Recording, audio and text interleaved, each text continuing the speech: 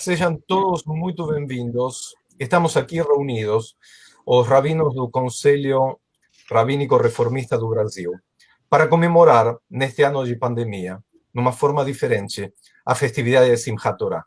Seguramente gostaríamos muito de estar com vocês, os nossos congregantes, dançando e ouvindo o final da leitura da Torá e também o início. Mas, lamentavelmente, não conseguimos. E tentando mais uma vez preservar a saúde de todos e dando continuidade à nossa religiosidade, à nossa forma de encarar o judaísmo de uma forma moderna, obviamente que não poderíamos estar ausentes nesta data tão significativa do calendário judaico. Então, para comemorar este Simchat Torá, neste ano 5781, mais uma forma histórica de comemorar as nossas festividades, os rabinos irão compartilhar o seu Dvar Torá e, entre todos, poderemos construir este momento espiritual intenso e de conhecimentos. Passo a palavra para o nosso presidente, o rabino Sérgio Margulis, presidente do Conselho Rabínico Reformista do Brasil. Sérgio. Muito obrigado, Gerson, e muito obrigado pela participação de todos que estão aqui para uma verdadeira alegria, a simchá do aprendizado mútuo, através dos ensinamentos que nós, rabinos, vamos compartilhar com cada um. Lembrando que nossos próprios ensinamentos também são frutos do aprendizado que recebemos das atividades em nossas congregações e nossa vida comunitária. É um privilégio, uma honra, aumentar o espectro das opiniões através desse relevante e importante debate. Aproveitem, reflitam e aprendam. E também nos ensinem. Hag Sameach. Muito obrigado, caro Sérgio. E vamos passar a palavra, vamos para São Paulo, vamos fazer girar as nossas câmeras e microfones e vamos passear pelo Brasil todo, visitando as nossas comunidades e também permitindo que os rabinos entrem nos nossos lares. O rabino Urilam, da comunidade Betel, terá a honra de abrir esta noite, ou este momento, este tempo de Simchat Torá, este tempo de comemoração de Simchat Torá. Uri, por favor. Obrigado, Gershon. Hag Sameach. Pode ser de dia, pode ser de noite. A gente diz que não tem antes nem depois na Torá. Então, o momento em que você que está nos assistindo estiver atento ao que a gente estiver falando, vai ser o melhor momento. Bom, eu escolhi falar da Parashat Vezot HaBracha, um passuk que fala de Yoshua ben Nun recebendo a ordenação de Moisés. Então, por que eu escolhi esse passuk para comentar com vocês? Porque eu recebi alguns protestos de membros da minha comunidade dizendo assim, mas Rabino, não dá pena de Moisés, depois de tudo que ele passou, não entrar em Israel? E a minha pergunta é, será que Moisés não entrou mesmo em Israel? O passuk diz assim, Yoshua ben Nun está pleno do espírito de sabedoria. Yoshua ben Nun malé ruach chokhmah. Porque Moisés pôs suas mãos sobre ele. Então, os israelitas o aceitaram e fizeram conforme o Eterno ordenara a Moshe. Quando eu me envolvi com esse passuk, eu resolvi até inventar uma musiquinha sobre o passuk, e ficou assim. Yoshua ben Nun malé ruach chokhmah. Yoshua ben Nun malé ruach chokhmah. Ki samach Moshe et yadav alav veishmeu elav bnei Yisrael veyasu kasher tziva Adonai et Moshe. Eu quero falar principalmente sobre a questão das mãos, de colocar as mãos. Quando a gente coloca as mãos sobre alguém, qual é a importância disso? Diz no Likutei Moharan, obra atribuída a Rebbe Nachman de Breslov no século XIX, que as mãos aludem à capacidade do indivíduo de produzir alunos dignos, de modo que o espírito de sabedoria de quem está transmitindo continue por meio dos seus alunos. A capacidade de Moisés de passar a sua sabedoria para Yoshua não era de Moisés. Dizem os Likutei Moharan que isso vem de Deus, a fonte de sabedoria emerge da casa de Deus. Mas Moisés foi um instrumento para a transmissão dessa sabedoria. Passo então para um Midrash de Sifrei Bamidbar. Moisés pôs as mãos sobre ele. O que explica o Midrash? Que Deus fez de Moisés um vaso transbordante de Torá. Quando Moisés já tinha tanta sabedoria de Torá que já transbordava, ele transmitiu essa sabedoria para os seus alunos e não guardou só para si mesmo.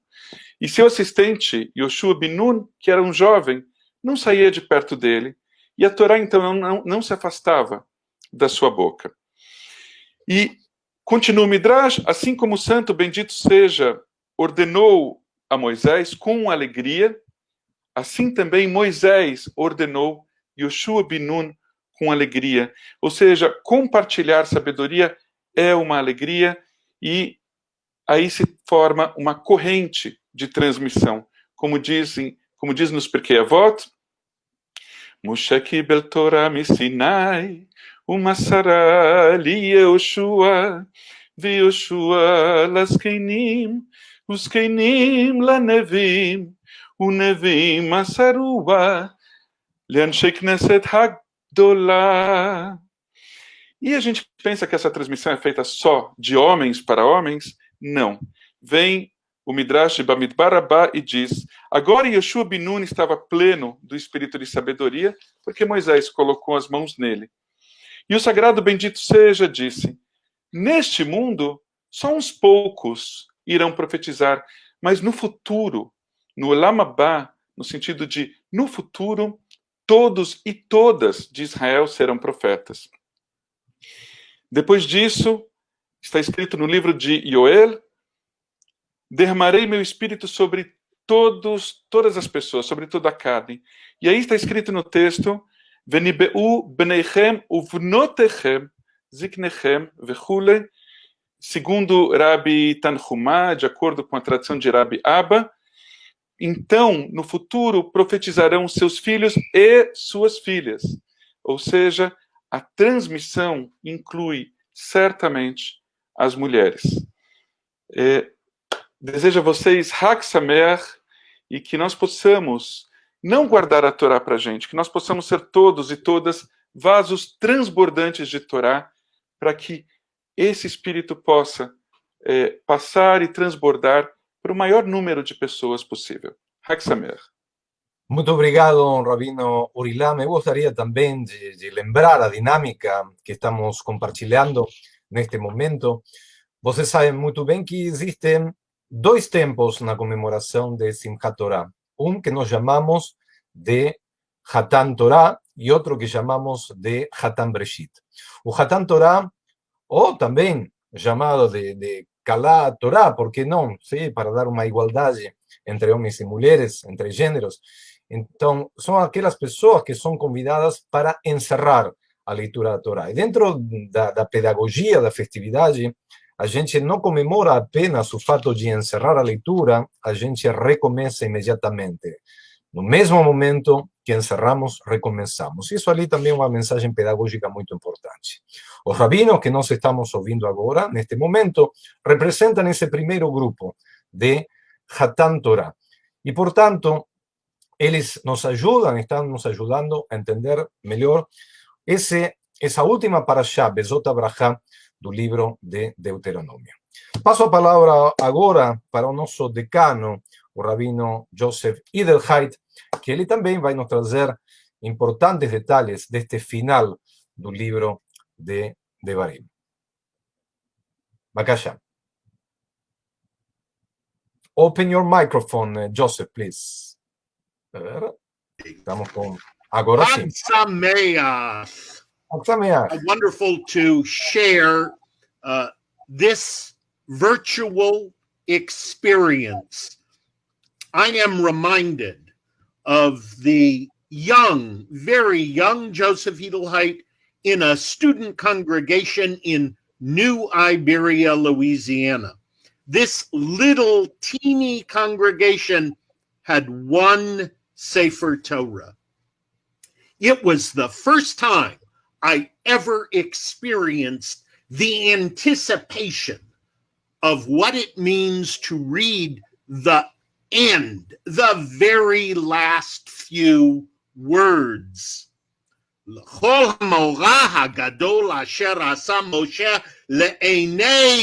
And there it was, the last two words, Kol Yisrael.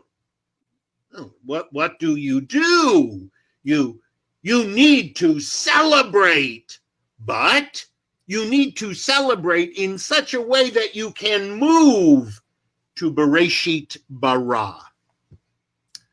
It was the first time I, as a young rabbinic student, would experience the profound perspective of what happens when you read, chant, provide the oral echo of eternity as you finish the Torah, but you don't end the Torah.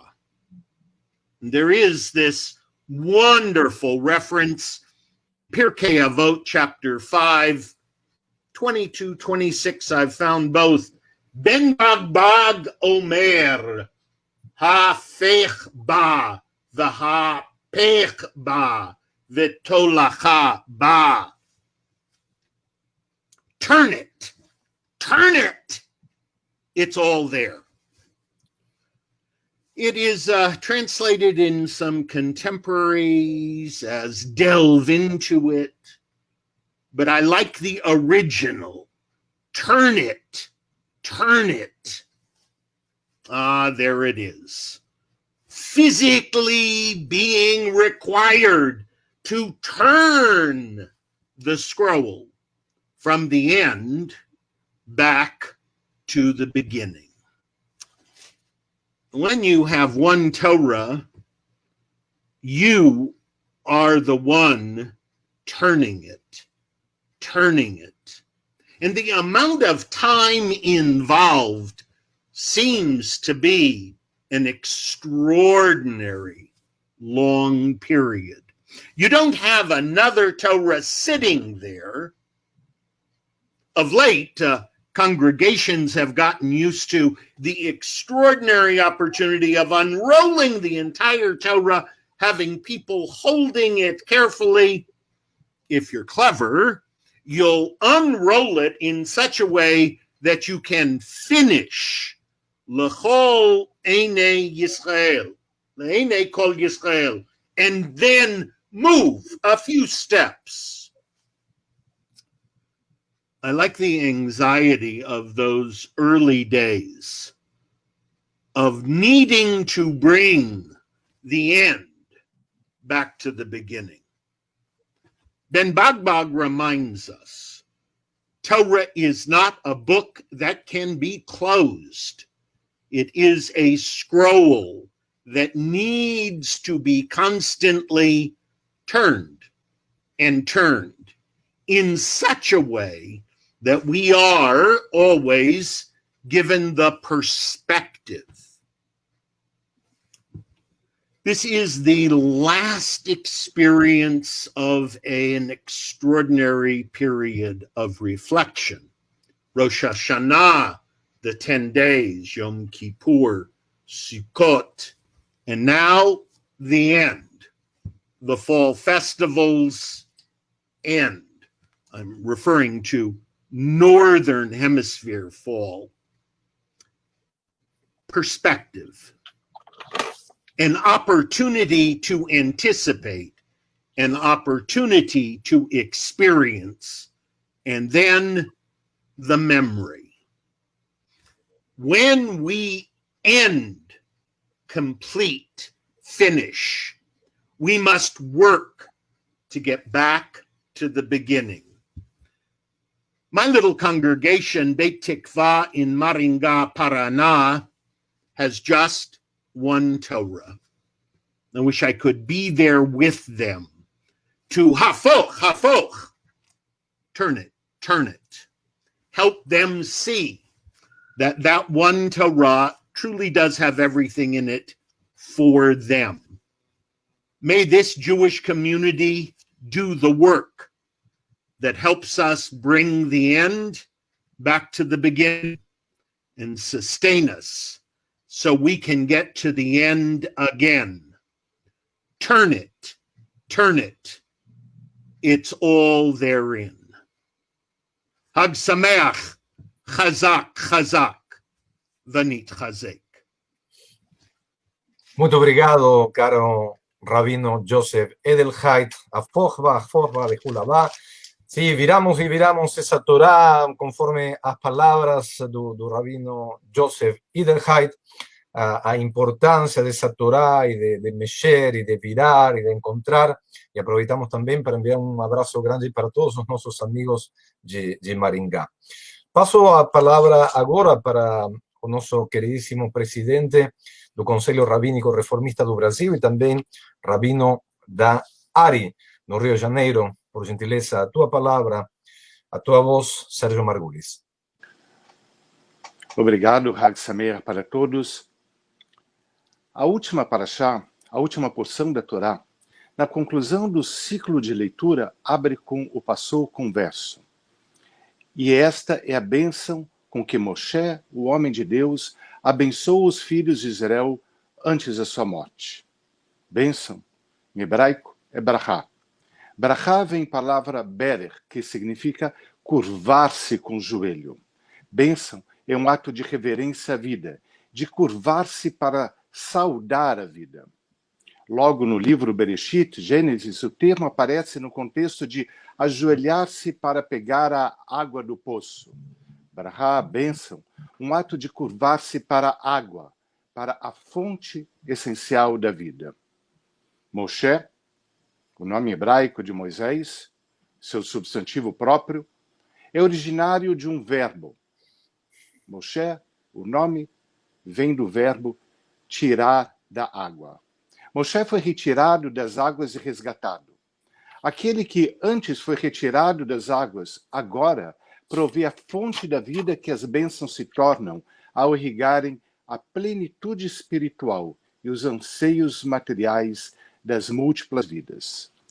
Moshe abençoa cada tribo da comunidade do povo de Israel. Abençoa cada uma das tribos de acordo com a sua singularidade. Valoriza a diversidade e reconhece o potencial de cada ou de cada uma das tribos. Se para cada tribo há uma bênção específica, por que então é dito Zot HaBrahá? Esta é a bênção. E por que não é dito estas são as bênçãos? E uma resposta sugerida é porque a capacidade de reconhecer a diversidade através do respeito às múltiplas singularidades permite a formação de uma comunidade genuína, íntegra e integrada.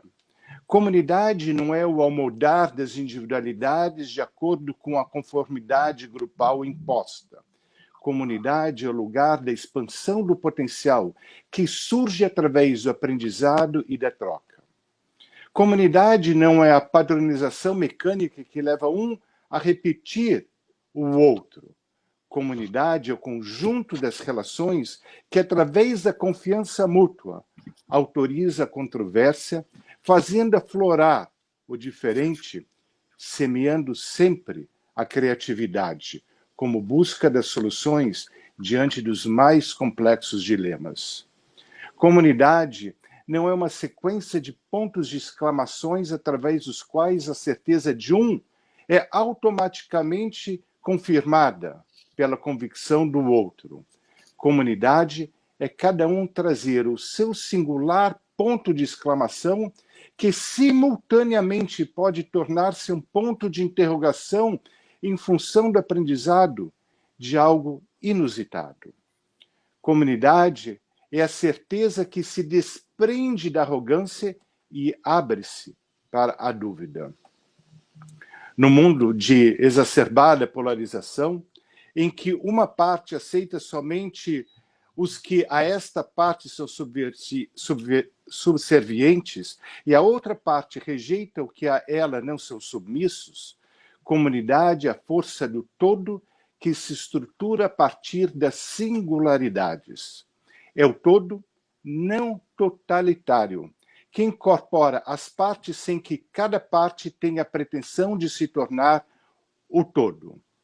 Assim, as últimas palavras da Torá são Kol Israel, todo Israel, um todo que inclui as diferentes partes.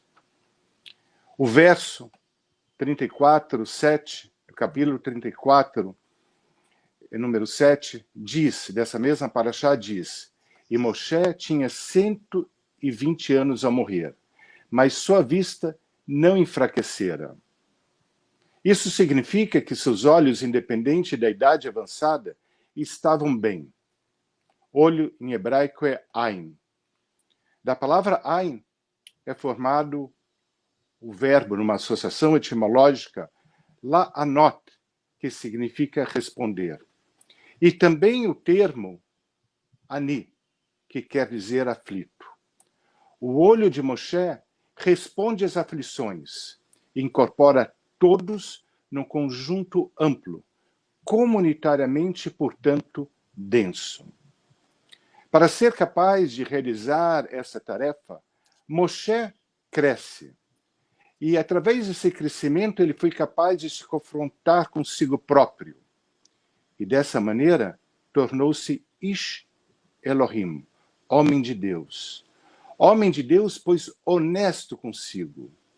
Na transformação, não há mais o Moshe das críticas ácidas e contundentes. E floresce o Moshe que vê o outro. E a este outro responde conforme as suas necessidades específicas e de acordo com suas aflições. Aliás, Moshe vê os múltiplos outros e a cada um responde, e desta maneira fortalece os vínculos e constrói uma comunidade. Por isso, era Rabbeinu, nosso mestre. Como Ish Elohim, homem de Deus, poderia ser Riboneinu, de Ribon, o Senhor, que se refere a Deus. Mas seria aquele que utilizaria sua autoridade para impor. No entanto, é o mestre que agrega, incorpora, constrói a comunidade e, dentro dela, valoriza os anseios, as aflições de cada um, de cada tribo e de cada indivíduo que compõe essas inúmeras tribos que formam a totalidade do nosso povo.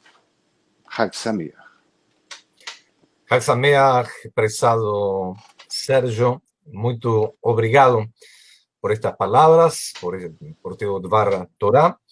E eu agora, no meu espaço de moderador, mas no meu espaço de participante deste momento, deste painel virtual, eu gostaria de trazer também uma pequena reflexão em relação a Bezot Abrahá, a última paraxá da Torá, e lembrando que sempre quando encerramos, dizemos as palavras Hazak, Hazak, Ve Nit Hazek, que significa força, força, que sejamos todos fortalecidos. Uma brincadeira que eu costumo fazer com alguns grupos, brincadeira, mas que não tem brincadeira, sim, sempre uma brincadeira tem um lado sério, é perguntar qual é a primeira palavra da Torá. E todo mundo sai berrando, Breshit. E quando eu pergunto qual é a última palavra da Torá, muitas vezes as pessoas começam a ter a dúvida. Sim, bom, assim como é tão claro a primeira palavra, a grande maioria não tem qual é a última palavra da Torá. A última palavra da Torá é Israel. Israel, conforme o relato, sim, conforme o livro de Devarim, capítulo 34, versículo 12, o lechol ayad hazaka o lechol amorá agadol asher asa Moshe leinei kol Israel.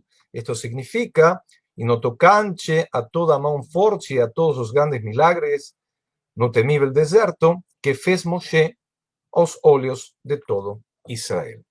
Israel é uma palavra extremamente importante. E é uma palavra, às vezes, que a grande maioria desconhece que encerra a Torá. Agora, Israel é uma palavra forte, muito forte, e que também nos ajuda a unir a última parte da Torá com a primeira. Eu quero trazer aqui, neste papelzinho, neste rabisco, não muito elegante, mas a palavra Israel, para que vocês entendam, que está escrita, ¿sí?, em forma vertical, e o acróstico que podemos formar da palavra Israel e que guarda muitos dos segredos da nossa Torá. Se nós, na palavra Israel, encontramos o nome de todos os nossos patriarcas e de todas as nossas matriarcas. Encontramos o nome Jacob, encontramos o nome Yitzhak, depois, com a letra Sin, encontramos Sará, com a letra Reish, Rivka e Rachel, com a letra Aleph, o nome de Abraham, e com a letra Lamed, o nome de Leá. Cabe lembrar que o nome Israel também foi o nome dado para o nosso terceiro patriarca, para o patriarca Jacob, conforme o relato de Bereshit, no capítulo 32, quando no versículo 29 temos uma luta de Jacob contra alguém que ele não consegue identificar, mas depois ficamos sabendo que aquele alguém não era qualquer um, era um anjo de Deus. E disse, não, Jacó não será mais teu nome, senão Israel, pois lutaste com o anjo de Deus e com os homens e venceste. Eu acho que às vezes nos perguntamos por que a vida do povo de Israel é tão difícil. Por que a vida do povo de Israel parece uma permanente luta? Quando a gente já está respirando um pouco mais de paz, novamente entramos numa área difícil, numa área de conflito, numa área que precisamos resoluções. Parece que a nossa história está quase relacionada com este nome. Assim como Jacob representa calcanhar, o sinuoso, o enganoso, Israel representa exatamente o contrário, representa esse desafio que conseguimos vencer. Esse homem, Jacob, que encontrou dentro de si a força para superar os momentos difíceis. E acho que ali está um pouco o segredo. Nesta palavra também está o segredo da nossa história. Assim como Israel é a fortaleza, lembremos também de todas as dificuldades pelas quais atravessaram os nossos patriarcas e matriarcas, da vida de intrigas, de perguntas, de respostas, de conflitos, de brigas familiares, de reconciliações, momentos nos quais tivemos que deixar todo seguro para ir ao desconhecido, momento de estabelecermos, momentos de atravessar o Jordão. Eu quero, caros amigos, neste dia de Simchat Torah, no qual cada um de nós é chamado de Benei Israel, que possamos também recobrar essa entereza, essa fortaleza que existe dentro de cada um de nós, para emular os nossos patriarcas, as nossas matriarcas, mas sem jamais esquecer que levamos no nosso DNA uma carga histórica, uma carga que devemos repassar de uma geração para outra. Assim como o rabino Joseph Edelheit falava antes que tínhamos que virar a Torá, eu me permito agora, ¿sí?, simbolicamente, virar a Torá e girar para o lado de Bereshit. Voltar de Israel, voltamos novamente para o início. Voltamos para essa primeira palavra, para Bereshit, e gostaria então agora passar a palavra para o nosso segundo grupo de rabinos, que irá interpretar e eles irão representar também a cada um de nós neste Hatam Bereshit, ou nesta Kalá Bereshit, neste início. Mudamos a dinâmica. Agora os rabinos aparecem, cada um deles enviou para mim uma pergunta. Ninguém combinou absolutamente nada, ninguém sabe absolutamente nada. e vai ser aleatório, tá? Acho que eu vou ser bonzinho, não vou apontar para um de vocês se dizer responda. Quem quiser responder, irá responder, mas aqui vamos começar com uma discussão rabínica. Ok? Cada um vai responder, mas o outro vai interromper. Vamos fazer isto aqui, vamos dar um clima de Heider. Sim, vamos criar aqui um clima daquele shtetl pequenininho, mas hoje virtual, e entramos novamente em casa, no quarto, para discutir e estudar Torá. A discussão saudável. Queridos rabinos Rogério Kuckerman, da CIPI, de São Paulo, Rogério, o rabino Luca Miara, da comunidade israelita mineira, em Belo Horizonte, rabino Rubén Stersheim, também da CIPI, comunidade israelita paulista, e o rabino Dario Bialer, da ARI do Rio de Janeiro. Bom, estamos espalhados o Brasil todo, curtindo ali, esperando as vossas perguntas. E vamos com a pergunta número 1, ok? Se vocês tivessem que escrever novamente a Torá, começariam da mesma forma que o Gênesis, que o Bereshit? Por quê?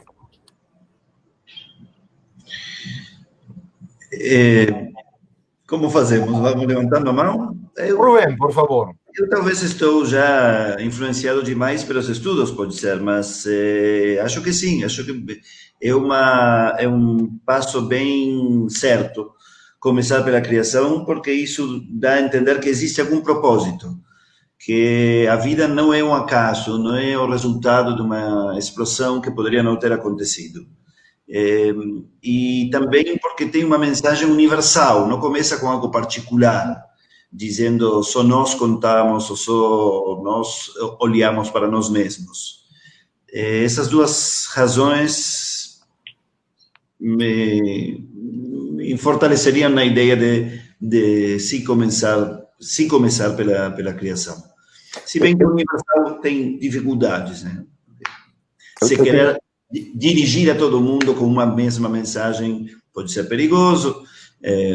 Estabelecer de antemão que existe um propósito também pode ser limitador, mas acho que é uma boa. Acertou o autor, na minha opinião. Luca, concordas? Olha, eu acho que essa pergunta ela está no cerne do que é a Torá, qual é o propósito da Torá, da natureza desse livro, se é de fato um livro ou não, qual é a natureza desse compêndio de histórias e narrativas e de leis, né? E essa pergunta, eu acho que tem por trás o primeiro Rashi, né, da Torá, que diz que, talvez discordando um pouco assim do Rubem, que a Torá deveria começar, né, com as leis, porque talvez essa seja, né, a vocação desse livro. Eu não sei se eu concordo com o Rashi, acho que não, apesar do livro, sim, ter muitas leis. Mas eu acho que de fato existe essa tensão natural o tempo todo, né, entre o particular e o universal, como o rabino, né, o Rubem apontou, e os 10 primeiros capítulos da Torá lidam com isso, né? O primeiro approach da Torá é, de fato, um approach mais universal e a frustração de Deus o tempo todo com a humanidade, né? E a partir da história, né, de Abraão, né, no capítulo final do 11, início do 12, a gente tem uma nova história sendo delineada, uma história particular, ou pelo menos a história da humanidade, o drama da humanidade sendo contado sobre uma ótica particular, né? E eu gosto muito do Moshe Harbetal, que o rabino Rubem já citou no nosso último encontro. Sou um fã do Moshe Harbetal, eu tenho uma história muito boa sobre ele. Depois eu encontrei com ele numa sinagoga aleatória em Nova York, o Seinfeld estava lá também, e o Moshe Harbetal era a estrela entre os rabinos de rabinato, e o Seinfeld estava mais do lado, lá para trás. Então... Mas, enfim, o Moshe Harbetal diz que as relações, né, humanas mais profundas acontecem nesse espaço da intimidade e do particularismo. Eu acho que é algo assim, extremamente profundo. E essa, pelo menos, é a minha experiência, né? No espaço da intimidade e de uma relação particular é onde eu tenho as minhas experiências humanas, né, mais profundas. Talvez, eu acho que tem essa tensão, né? Talvez o reinício por Abraão seja uma faceta dessa dimensão particular da história entre Deus e a humanidade, e como essa faceta particular pode aprofundar a nossa experiência humana, né, de maneira mais ampla. e universal. Muito bem. Rabino Darío, Rabino Rogério, gostariam de acrescentar mais alguma resposta em relação a esta primeira pergunta? Eu gostaria. Me parece uma pergunta sumamente interessante e que, de fato, esse início, longe de ser fechado, é absolutamente aberto, como a figura da letra Bet, né, que fisicamente a figura da letra Bet abre toda uma narrativa para frente. O início de Bereshit, de fato, é uma conversa aberta. Luca agora lembrava Rashi, como tantos outros exegetas, que a partir dessas primeiras palavras do texto bíblico escrevem páginas e páginas e páginas de comentários, e evidentemente os comentários continuam até os dias de hoje. Quer dizer que na interpretação e no diálogo entre gerações e entre colegas, como estamos fazendo agora, estamos de fato renovando o sentido de Bereshit. Não estamos lendo essa criação necessariamente igual. Bereshit é um texto que, além de nos dar certas informações, deixa tantos pontos em aberto que precisam ser preenchidos com midrash, e com alegorias e com comentários. Então, de certa forma, é um início que está aberto.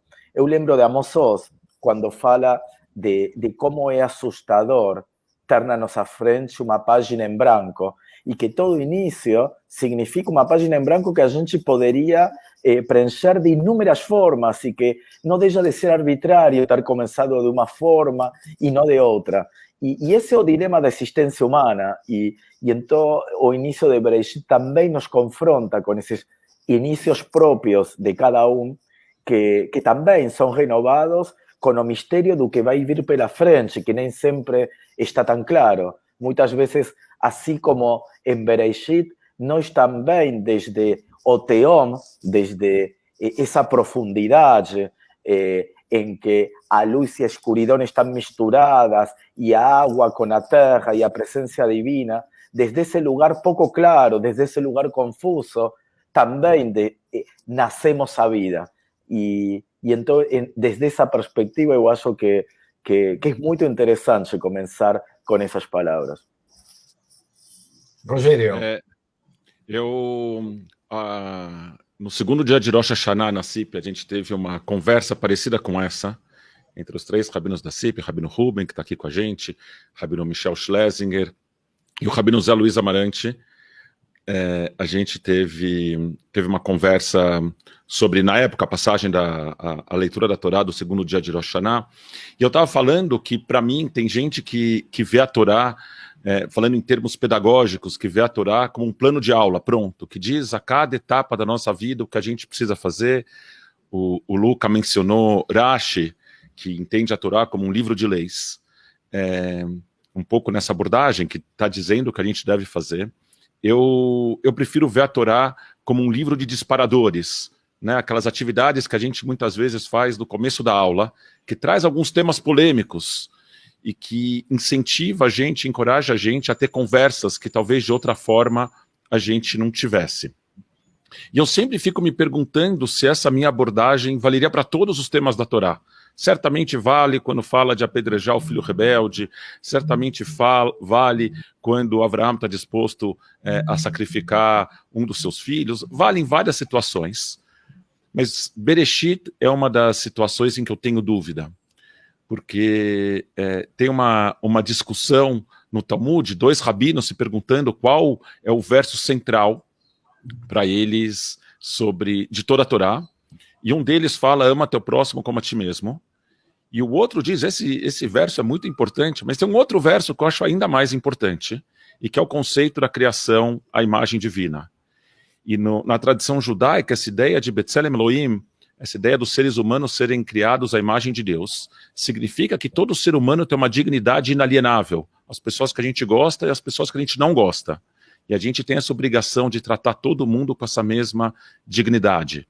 E eu acho que é uma lição religiosa tão profunda e tão essencial, que apesar das várias outras passagens da Torá, onde tem um pouco de atrito, tem um pouco de a cotovela para cá e a cotovela para lá, para criar espaço para as nossas sensibilidades contemporâneas, para mim, a forma como a Torá começa, em particular, a forma como os seres humanos são criados é absolutamente perfeita, não mudaria uma vírgula.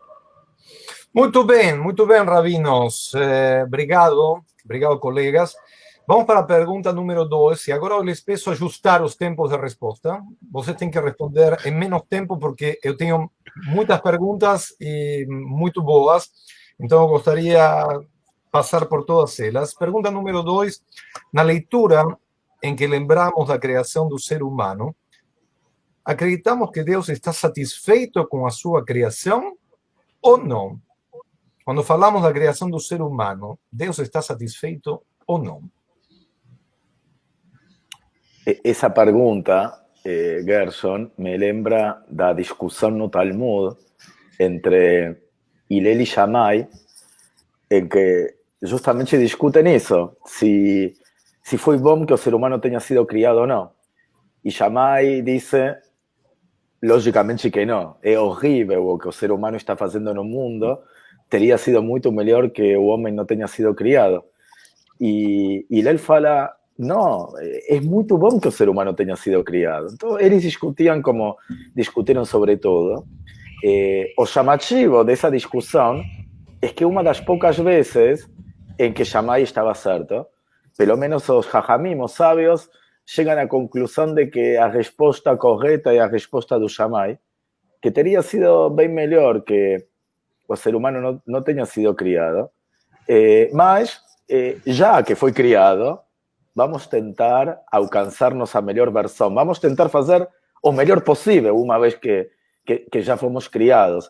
E então, eu lembro dessa discussão e chego à conclusão de que, em definitiva, se foi bom ou não, é uma pergunta que ainda está em aberto e que nossa geração também tem muito o que dizer para chegar a uma resposta.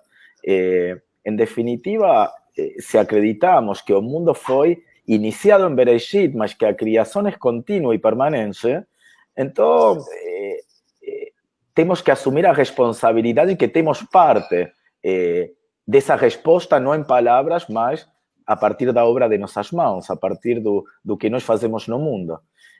Tenho mais o que dizer, mas quero deixar e ouvir outros colegas também.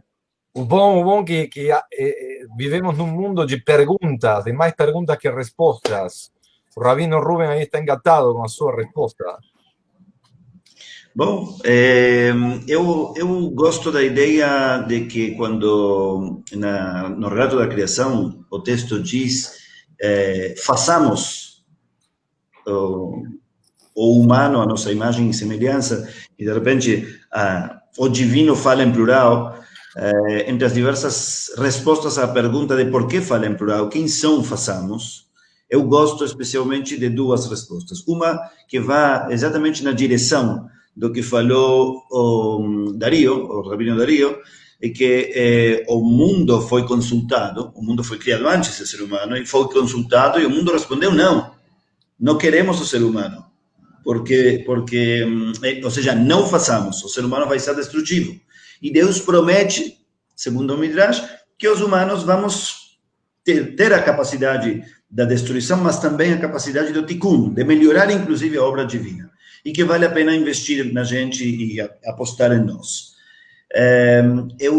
A outra resposta que eu gosto, que não encontrei muito nas fontes mais clássicas, é passamos cada pessoa junto com Deus. Ou seja, Deus está satisfeito com a gente.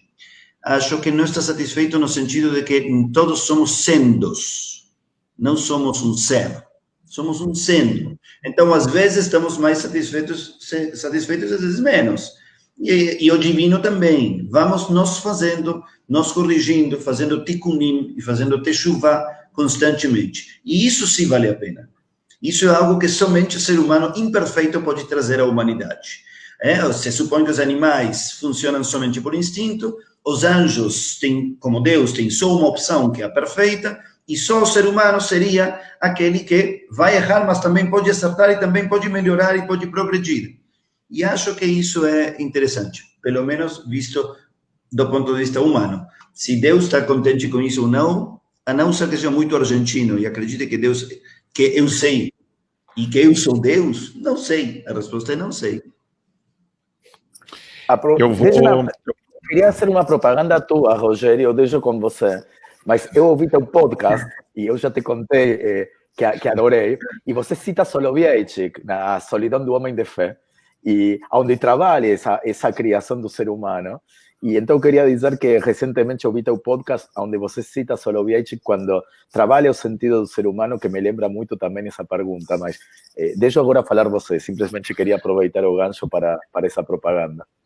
Só para fazer a propaganda completa, o podcast é podcast 5.8, procura na tua plataforma. Não, isso já é pago, isso é pago já.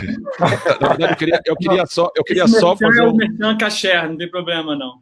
Queria só fazer que nem político, ignorar um pouco a pergunta e responder o que a gente quer responder. É só uma piadinha, um comentário à resposta do Ruben. Nesses Midrashim que fala, por que fala Na'aseh Adam, façamos o ser humano, tem um dos Midrashim que eu adoro, que fala que Deus deixa os anjos todos discutindo por quê, e que essa palavra não devia ser lida como Na'aseh, mas Ne'esá, o ser humano já foi feito. E aí Deus chega para os anjos e fala, desculpa, vocês estavam envolvidos aí nessa discussão, eu totalmente ignorei a opinião de vocês e pronto, a obra está pronta, não tem mais o que discutir, mas a gente está curto em tempo, eu vou ficar por aqui. Eu acho que Deus se frustra com a criação. Eu acho que essa é o grande tema desses primeiros, né, o capítulo 2 e 3 de Gênesis. Se Deus esperava que o ser humano fosse perfeito, e eu não sei, assim, o texto é lacônico sobre o que significa B'Tselem Elohim, né, ser feito à imagem e semelhança de Deus, tanto que os comentaristas vão escrever páginas e páginas. Para o Rambam é a racionalidade, para o Rabino Rogério, né, a dignidade. Enfim, cada um vai para uma direção, e eu gosto de todas essas leituras, mas eu acho que tem algo de complicado. O ser humano, ele parece ter uma vida própria, e talvez essa seja a B'Tselem Elohim, talvez um dos elementos seja essa ânima, essa vida própria, essa capacidade de decidir, e por isso que você tem o resto do texto trabalhando o conceito de brito, de responsabilidade, tem a ver com o que o Rabino Ruben colocou de tikkun, né? Qual é a nossa responsabilidade diante da criação. No Jardim do Éden está escrito que a gente foi colocado lá, vai nereus began Eden leshomrau leovdá, né? Guardar e trabalhar esse jardim, leovdá ou leshomrau, acho que é a ordem correta. E então a gente tem uma responsabilidade desde o início com a criação e de cultivar, né, de preservar e guardar esse jardim. O momento que a gente é expulso desse lugar idílico, essa responsabilidade, né, ela é de alguma forma transformada, se readequada e se reinventada, e nós somos accountable por ela, né? Nós prestamos contas por essa responsabilidade. Muito bom, eu até provocaria outra resposta, seguindo a tua linha de pensamento, será que foi por isso? Se realmente Deus não gostou da obra de criação, por isso que depois veio Noé e mandou alagar a terra? Mas isso fica para outra discussão. Eu passo para uma outra pergunta. Hoje, no nosso mundo moderno, está muito, não diria de moda, mas sim está muito presente a questão do gênero. Em todas as discussões surge a questão do gênero. Então, eu quero passar à próxima pergunta, lembrando ao nosso público que nos acompanha que estas perguntas foram feitas pelos rabinos que estão aqui nesta hora na tela.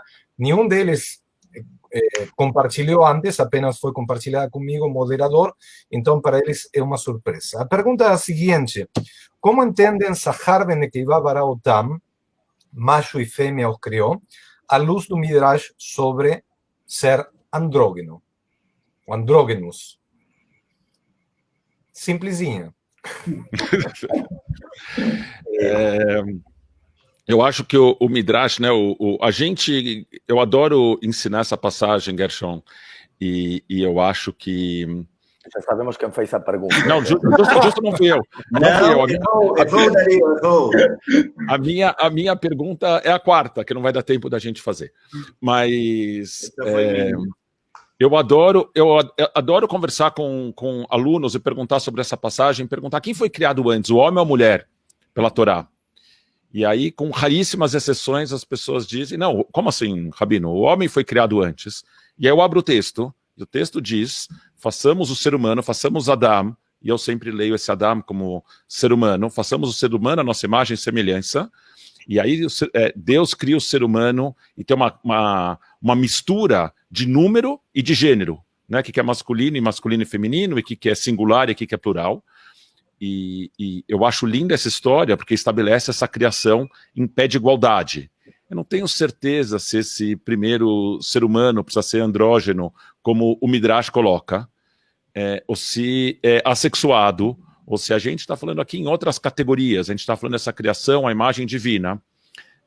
Eu não tenho uma leitura literal, eu não acredito no primeiro capítulo de Bereshit como um livro científico que descreve do ponto de vista histórico como aconteceu cada passo da criação. Eu tenho uma leitura um pouco mais metafórica dessa história, e nessa leitura metafórica é fundamental que o ser humano masculino e feminino foram criados iguais. E aí quando chega no segundo capítulo, e tem a segunda história da criação, a maioria das pessoas também nunca lhe ensinaram que a criação é descrita 2 vezes na Torá, no capítulo 1 e depois de novo no capítulo 2. Quando na segunda etapa da criação, o homem sim é criado antes, e aí a mulher é criada a partir da costela desse primeiro homem. Eu adoro trazer os Midrashim, que falam da primeira criação, com essa primeira mulher, Lilith, normalmente, como uma mulher que buscou igualdade, e pensar como isso impacta a nossa condução. Lilith, que de alguma forma tem sido resgatada por feministas judias, das principais revistas do feminismo judaico nos Estados Unidos, chama Lilith, já existe há décadas, e eu acho que é fundamental que a gente busque nesses textos como a gente pode construir um mundo que seja mais justo e mais empático, ao invés de buscar nos textos justificativas para preservar e manter sistemas de opressão, sejam eles sistemas de opressão com relação à cor de pele, ou a gênero, ou orientação sexual, ou qualquer que seja o regime de opressão. A regra errada, sim, sobre uma perna. Estamos quase no final do nosso encontro. Então, as vossas palavras. Então, numa linha, eu gosto especialmente disso, confesso o pecado de ter trazido essa pergunta, ou a provocação, e eu gosto especialmente disto também porque antecipa o fato de sermos humanos a qualquer outra diferença, né? A separação de gênero e de sexo é posterior. Primeiro de tudo, a pessoa é humana e é imagem divina, independentemente do gênero, do sexo e, obviamente, independentemente de como se vê, das capacidades que tem, da cor da pele e demais. Existe uma essência anterior e muito mais importante em todos, que é nossos sermos humanos, e segundo a narrativa bíblica, nossos sermos imagem divina. E que todos temos, por outro lado, uma leitura psicológica mais moderna, todos temos algum aspecto atribuído muitas vezes ao feminino e ao masculino, e essas dicotomias devem se flexibilizar em prol da humanidade e da divindade que temos todos. O plural na criação é fantástico, e é o que abre justamente a que novas definições possam continuar nos definindo, como que estamos em definição permanentemente, não nascemos definidos. Me lembra um midrash muito especial na voz de Rabbi Natan, onde se diz que o ser humano é criado, evidentemente, com panim e ahor, com rosto e com costas, e que os anjos não queriam isso, e que pedían a Deus que o ser humano só podía ter panim, como aparentemente son os anjos, apenas con rostro. E que Deus falou que não, que precisavam ter costas também, e os anjos não queriam e desceram ao mundo para matar a esse primeiro ser humano, e Deus teve que descer antes para proteger, diz o Midrash. E toda essa discussão de panim e ahor, o que o Midrash explica é que panim é todo o que nos conecta com nós outros, né? Com o rosto, a gente... e com nossa parte de frente, a gente abraça, a gente vê, a gente sente, e as costas é pelo contrário o que nos separa, a expressão de dar as costas, né, por exemplo. E como que Deus, desde nossa criação, desde nosso Gênesis, ya está diciendo que vamos a ser seres complementares y también contradictorios, con Panim y con Ajor, nos aproximando y recuando y nos afastando. Y todo eso faz parte da experiência do humano no mundo. E nesse sentido eu sinto que também a criação de homem e mulher também faz parte dessa completude que nos integra e nos complementa. Muito bem. Palavra do Luca para ir encerrando este segundo momento. Bem rápido, eu acho que esse Midrash se incomoda com a hierarquização, né? E por isso ele é extremamente subversivo e ousado. Então eu compartilho assim, o meu gosto por esse Midrash, essa característica literária, né, de muitos dos nossos Midrashim. Mas eu acho que assim, o Zahar Nekevá, Bara Otam, ele segue um padrão dentro desse capítulo 1 do livro de Gênesis, que é a parte, né, animal do ser humano. Assim como as outras espécies também foram criadas, né, Zahar Nekevá, a gente tem esse aspecto na natureza que a gente compartilha. Então, assim, eu acho que tem nesse conjunto de psukim que descrevem a criação do mundo, logo no início de Gênesis, essa natureza humana que faz parte, mas ao mesmo tempo é diferenciada, que pertence, mas também tem a sua alteridade. Muito bem, Ravanim. Muito obrigado, colegas. Eu gostaria, Rogério, se podemos convidar a todos os rabinos para entrar na página neste momento de despedida. O importante é que a Torá está viva. ¿Sí? A Torá está viva em cada uma das nossas instituições e existem espaços. Ficaram muitas perguntas. Tinha outra pergunta sobre Caim e Abel, o primeiro assassinato da humanidade, enfim, outras perguntas. Mas acho que essa Aleph que está faltando na palavra Breshit é um pouquinho a nossa tarefa, o nosso trabalho. ¿Sí? De complementar aquilo que está faltando o de ser os incentivadores de procurar aquilo que está faltando.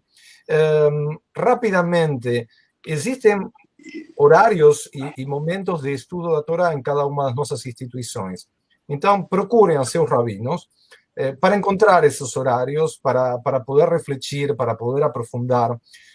Isto aqui apenas é a ponta do iceberg. Temos muito. E acho que o bonito, se isto aqui gerou mais perguntas, fantástico, era o que nós queríamos. A Torá é uma fonte de perguntas e não de respostas, e cabe a cada de nós, durante a nossa vida, estudar e procurar e revirar.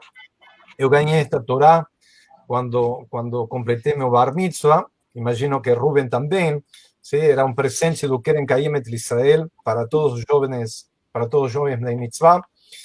A minha era menor, a minha era um pouquinho menor que essa. Menor. Eu jamais imaginei que ia ficar tão próxima de mim e dentro de mim essa Torá, e eu tenho a bênção de saber e sentir que está tão dentro de cada de vocês, que com tanto amor conseguem repassar e compartilhar os vossos conhecimentos. A Torá é uma, Shivim Panim la Torá, tem 70 faces, tem inúmeros comentários e algo muito bonito, ¿sí? Que vai acontecer, se Deus quiser, em poucos anos. Teremos também uma Torá, a Torá de Plaut, que está sendo trabalhada pelo nosso movimento, o Rabino Uri Lam, muito envolvido também com a tradução, e outros rabinos na revisão, que irá trazer também um olhar diferente deste texto milenar que nos acompanha. Apenas agradecer a cada de vocês pelo seu tempo, pelo seu empenho, pelos seus conhecimentos e por levarem Torá a cada uma das comunidades. Acho que isso é o mais importante. Poder confrontar o texto bíblico, poder entrar, mergulhar, brigar, discordar, mas sempre com o espírito, ¿sí? De povo e de comunidade. Então, muito obrigado. Não sei se alguém de vocês, presidente, acho que cabe a você, assim como começou também a encerrar este momento de Simchat Torah, desejando a todos, obviamente, Chag Sameach. Okay. Então, obrigado. Obrigado, Gerson, pela tua condução exemplar, magistral, assim, fantástica, de uma articulação. Você foi o maestro aqui da nossa orquestra, que levou inúmeros sons e criou uma harmonia muito linda, muito linda. E é exatamente essa harmonia de múltiplos sons que a gente quer passar, levar para cada um as nossas múltiplas vozes, nossas múltiplas opiniões. E, aliás, Gershon, quando você falou, procure o que está faltando, eu pensei assim, e se eu achar o que eu estou procurando, significa que eu ainda não procurei direito. A procura é constante, é permanente, e essa é a riqueza. Essa riqueza da Torá. Talvez por isso a Torá começa com a letra Beit e a gente pergunta por que não com a Aleph, que é a primeira do alfabeto. E a resposta talvez, por que não com a Tav, que é a última do alfabeto? Que a procura é permanente, é constante e gera esses debates magníficos que trazem a simcha, a alegria da Torá, do aprendizado. E aqui eu vou me furtar o direito de passar na conclusão ao Uri Lam, né, o vice-presidente do Conselho, para fazer o seu fecho, já que ele foi mencionado nesse trabalho dos comentários do Plauto. Uri. Bom, obrigado, Rabino Sérgio, obrigado a todos os rabinos aqui presentes. Quando o Sérgio falou assim daquilo que está faltando, né, e o Gershon também, uma coisa que eu sei que todos nós já estamos buscando, estamos em processo, é que nós tenhamos aqui também as nossas colegas rabinas junto com a gente. A gente está nessa busca, e quando a gente alcançar essa busca, certamente terão outras buscas, mas procurem também as nossas atuais estudantes de rabinato, porque elas já, como estudantes, elas têm coisas maravilhosas para nos contar e compartilhar com a gente. Nós todos aqui aprendemos muito com elas, e é com isso que eu quero fechar. Bereshit, que nesse início, a gente passa por um início em que o estudo seja compartilhado e transmitido pelos filhos e pelas filhas de Israel. Hag Sameach. Hag Sameach para todos. Hag Sameach. Hag Sameach. Hag Sameach.